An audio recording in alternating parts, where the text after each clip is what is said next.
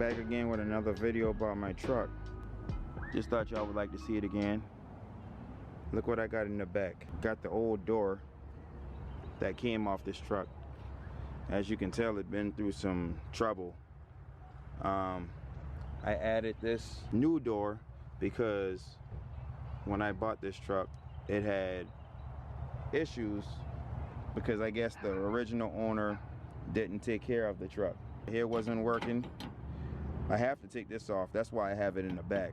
I done took everything else out of it that I need from this door, but I just got to take that lock off. That's going to be in the next video.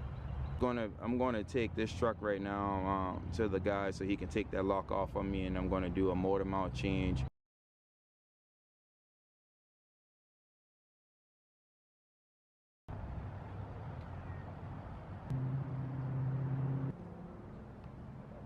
I want to take it on a world tour.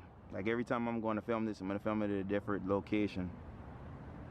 And just brought it to a park today.